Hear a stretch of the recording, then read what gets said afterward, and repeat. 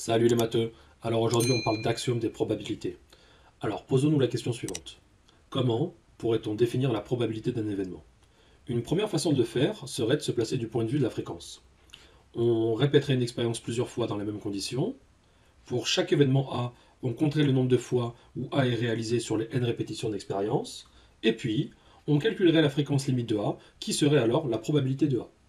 Par exemple ici, modélisons le lancer de dés et intéressons-nous à l'événement obtenir le chiffre 1. On répète l'expérience un grand nombre de fois. Par exemple, on va partir sur 200 000. Hop là. On a une belle répartition autour de 33 000, ce qui est bien cohérent avec notre intuition. Et puis, on va passer au calcul de la fréquence relative. Donc on a du coup une fréquence d'observation pour le chiffre 1 du dé de 0,166, 0,168 pour le 2, etc. jusqu'au 6. D'accord? Donc ici, finalement, déjà avec 200 000, on a une bonne idée de la probabilité d'obtenir le chiffre 1 lors d'un lancer de dés. Alors, bien entendu, la méthode décrite précédemment exigerait de répéter cette expérience un nombre infini de fois. Mais je pense que vous avez compris l'idée. Bien que très intuitive et intéressante, cette méthode a deux inconvénients majeurs. Le premier, c'est que nous ne pouvons pas affirmer que n de a, qui comptabilise le nombre de fois où l'événement A se réalise, va converger vers une limite constante. Et quand bien même cela serait le cas, cette limite constante est-elle la même pour chaque répétition de l'expérience? À la vue de toutes ces questions, nous préférerons envisager une deuxième approche, ce que nous appelons l'approche axiomatique de Kolmogorov. Alors, pour commencer, définissons le mot axiome. Un axiome, c'est quoi? C'est une proposition évidente par elle-même et qui n'est susceptible d'aucune démonstration. Alors, pour vous faire une idée, vous avez dans les éléments d'Euclide euh, l'ouvrage qui est à la base de la géométrie dans le plan, d'accord? 5 axiomes de base qui sont du style il existe toujours une droite qui passe par deux points du plan, ou tous les angles droits sont égaux entre eux, ou un dernier par exemple, on pourrait citer le cinquième postulat ou axiome d'Euclide. Étant donné un point et une droite ne passant pas par ce point, il existe une seule droite passant par ce point et parallèle à la première. Donc vous voyez, c'est plein d'affirmations qui font bon sens, qu'on ne peut pas nier, mais qu'on n'arrive pas non plus à prouver. Voilà la définition d'un axiome. En quoi consiste cette approche? Elle consiste à considérer pour les probabilités un ensemble d'axiomes plus simples qui restent en adéquation avec l'idée que l'on se fait d'une probabilité. Pour chaque événement A de oméga, il existe une valeur P de A qui vérifie trois axiomes que nous allons décrire maintenant. L'axiome numéro 1 nous dit que la probabilité d'un événement est un réel compris entre 0 et 1.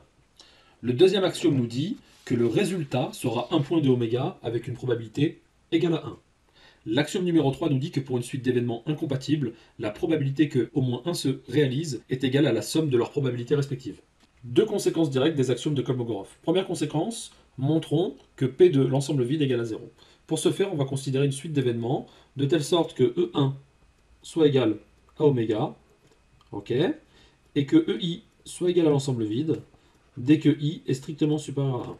Première observation, oméga est bien égal à l'union infinie de EI. On a ici, en calculant P de oméga, qui est lui-même égal à P de l'union infinie des EI. Ok. Les EI sont mutuellement incompatibles. Bien entendu, l'ensemble vide est incompatible avec l'ensemble vide, et l'ensemble vide est incompatible avec oméga. On passe donc, grâce à l'axiome numéro 3 de Kolmogorov, à la somme infinie. On a donc somme de I allant de 1 jusqu'à l'infini de la probabilité de I. On va séparer la somme, et on va mettre le premier terme de la somme ici, P de E1, et on va laisser le reste ici.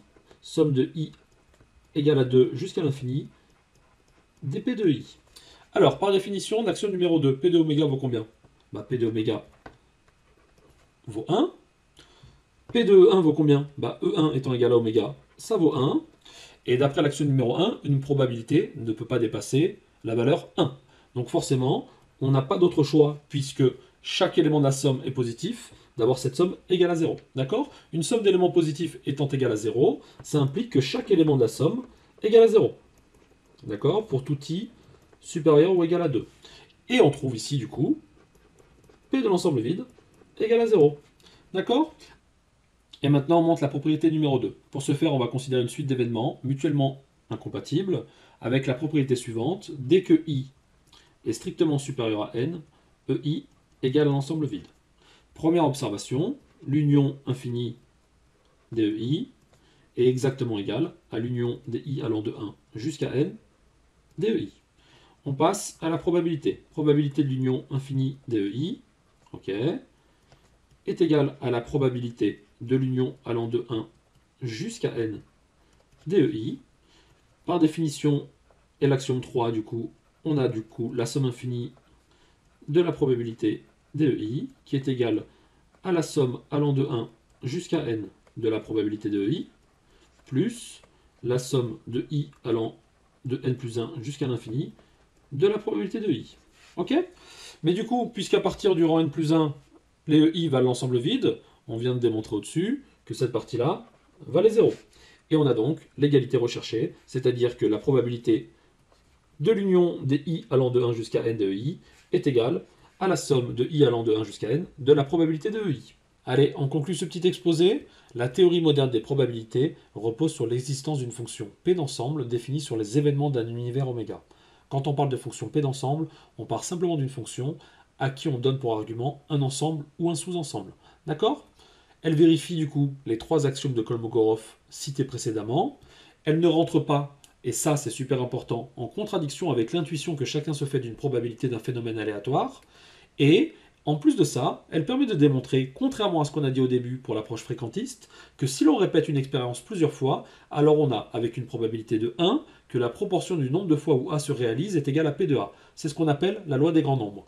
Alors, pour être complètement honnête avec vous, on a omis quelques petites bizarreries lors de cet exposé. Nous avons indirectement admis que P de A était défini pour tous les événements A de oméga. Malheureusement, ce n'est pas complètement vrai. Lorsque oméga est à la puissance du continu, c'est-à-dire qu'il est égal par exemple à un intervalle de R ou à R tout entier, il est possible, grâce à un axiome super bizarre qu'on appelle l'axiome du choix, de construire des parties de oméga qui échappent à toute tentative de mesure du hasard.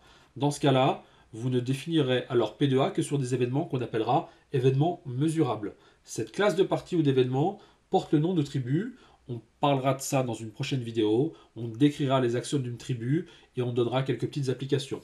Mais d'ici là, vous ne prenez pas la tête. Si vous êtes en L1 ou en L2, c'est pas le genre de question que vous allez vous poser. Tous les événements que vous allez croiser seront mesurables. Et je vous le dis honnêtement, vous pourriez passer toute votre vie à tenter de trouver une sous-partie de R non mesurable, que vous seriez sûrement mort avant. Alors d'ici là, ne vous prenez pas la tête.